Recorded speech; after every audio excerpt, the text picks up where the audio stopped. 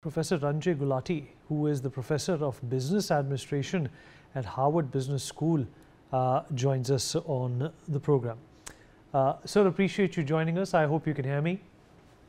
I can hear you. Thank you. Thank you so much for being here. It's a pleasure to have you. Well, we are talking about the icon Ratan Tata.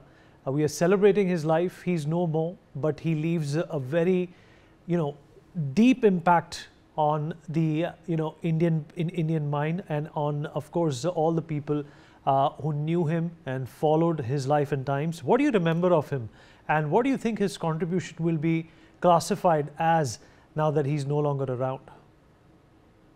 So, for those who don't know this, but Mr. Tata was very closely affiliated with the Harvard Business School. He did the advanced management program at HBS. We have the Tata Center, where the AMP program, even till today, is housed. And I chaired this program for 10 years. And so I also hosted Mr. Tata as a guest in my class a couple of times, and had numerous interactions with him over the years. Let me tell you what stands out about Mr. Tata is, and then we can talk about him as a person, his humility, his kindness, his generosity. But I think as a business leader, he inherently understood the connection as a leader between purpose and profit. And part of purpose is to make profit, by the way. So business has to make profit. But he also understood that businesses exist in society as part of a larger story. And if you're trying to build a long-term business, then as a long-term business, you need to understand how a business needs to operate in the country.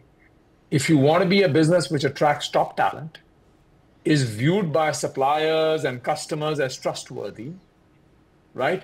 Is viewed, internally as aligned around a common set of goals. To accomplish all that, you need to have a different way of operating. And he understood that. So how do you drive performance and results while also recognizing the larger role that business has to play in society? And he navigated that marvelously. As a leader, he exemplified that in his own persona. And I think that was part of his unique legacy of building an iconic organization that remains successful, that is going to be hopefully around for the long term, while at the same time recognizing its unique place that it has to occupy in society at large. And the dividends pay off as being seen, viewed, as we heard the chef saying, trustworthy, where employees are proud to come to work there, where you have partners from outside the country who choose to partner with you because they recognize you as trustworthy. So there's brand value for the customer, there's brand value for your ecosystem of partners, there's value for the employees who choose to work there. And all those have beneficial payoffs for the firm as a whole. So I think that was an extraordinary part of his legacy, and what he leaves behind and inspires, hopefully, future leaders. Professor Gulati, Mr. Ratan Tata, though, he did inherit that legacy from J.R.D. Tata. But the fact of the matter is that such a legacy also brings about, its own rationale, and it brings about its own pressures as well. He had to, in fact, do with the legacy and the business that he was, made the custodian of. And B, he had to navigate, through difficult times with a difficult Indian market and grow the business as well. What kind of an insight does that also give us into his business acumen? So not to make a self-serving statement here, but Mr. Tata, at least in my class, said, maybe he was being nice to us, saying, I learned my business acumen at the Harvard Business School in the AMP program. But maybe he was being kind to us as a person. But, I think what he learned, and I really mean it when it comes to the AMP, is I think he left here with a global perspective. Because our AMP program is about 200 leaders from all over the world, every corner of the world, from Latin America to Africa to Southeast Asia to North America to Europe. And you could see that in Mr. Tata. He had a global mindset. He didn't see the Tata Group as a domestic India-only company. he had ambition, aspiration for it to be a global player, not only selling and operating businesses globally, but also being a global leader in trying to do what it did. So that was kind of an ambition he carried through his whole career, that, we need to be a global business. And I think that was something, and he was on the forefront of that. Think about it. He was talking about this before the opening up of the economy and all the things that have come along since then. His idea of saying we need to invest in companies overseas, we need to bring the best technologies to India, and you also have to see him in a unique way is that, we normally see businesses as a B2B company or a B2C company.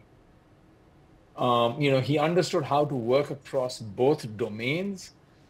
But now one thing you can ask us, which we always ask about diversified companies like a Tata or even a Disney, we like to say, what's the Mickey Mouse? What's that one thing? What's that special thing that holds it all together? So you may ask that question also, that, the Tata company, Tata Sons, has all these different businesses, very, very different. What's the Mickey Mouse? What's the Mickey Mouse that holds all this together? Just like in Disney, you say, what's the magic? They have theme parks, they have movie studios, they have other businesses.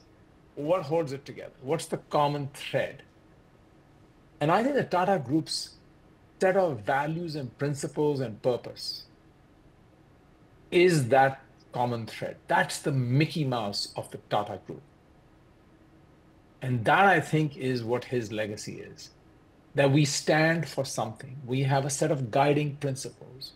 We have a clear sense of purpose as to why we choose to operate as a business. And these core foundational principles will be as true in running a retail business like Chroma as it is going to be running an industrial business, as we have so many. You're absolutely right, sir. Also, let's try and understand, that he was somebody who understood the business environment. He understood the nuances and nitty-gritties of, facilitating a business. But the fact of the matter is that for a large part of his life, Professor Gulati, he was operating in a country like India, which presents its own unique challenges, with the ease of doing business, the bureaucracy, the corruption, the ever-changing governments and the style of governance, and to survive in such an environment also takes a lot of courage, it takes a lot of patience, and of course it takes a lot of foresight. And I think Mr. Ratan Tata had all three. Yes, I would also add, he would not compromise on his principles, even if it cost him. If you were to believe that he didn't miss opportunities that he could have had, there were so many opportunities, and I'm sure there were so many temptations. But, that's what someone like him is leaving such a legacy as a principled leader who was above the fray, who had a set of core beliefs and guiding principles that he was not going to deviate from. And I think that's what makes him this extraordinary leader, that, it's fine and dandy to say I have a set of principles, but when it comes push and shove, I'll compromise on them, depending on what's at stake. I know from having talked to him once about how there were some very high stakes moments where he just felt he had to do what was right, even if it cost him. I mean, and you use the word courage. Yeah. I think it's important for us to understand what courage is. Courage is not the absence of fear. Courage is taking action in the face of fear. So if you think that Mr. Tata at some moment didn't have fear, that look, what we're doing is going to cost us, but still going to do it. Professor Gulati, I would say courage is the word to describe him. Is there any conversation that you can recall with Mr. Ratan Tata that you still think about and it brings a smile to your face? I'll give you a few small anecdotes, so he came to my class, he came to our AMP class multiple times.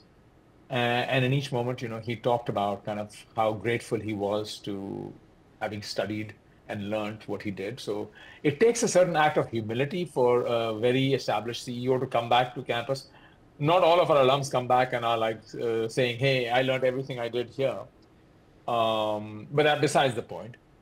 I think, he, in our AMP, they have living groups. People live in groups of 8 or 9. So you have a common area and you have your bedrooms around it. He said his living group had met every year since he graduated till I saw him a few years ago. That level of personal connect that they had built and that rapport, and they're from all over the world. So Mr. Tata was a senior leader who valued personal relationships. He would talk to you like a person. And as you heard from the chef earlier, it was this kind of, he never made anybody feel small. And he valued relationship over task. And I think that was a remarkable quality in him for somebody at his stature and his position in life. To be able to stay grounded and humble is something that is quite extraordinary. And he did that till the very end. Whether he was coming to campus and talking about his experiences, whether it was connecting to his AMP class. Not all of them were CEOs of companies, by the way. Not everybody becomes a CEO after AMP. But, his willingness to stay, value relationship, even if it was not instrumental. It wasn't like, hey, you're not important, I don't need to talk to you. I think there's something to be said about that. So, all right. A lot we can all learn from Mr. Tata. I hope we will. We definitely will. Lives on. For more such videos, subscribe to the NewsX YouTube channel, hit the bell icon.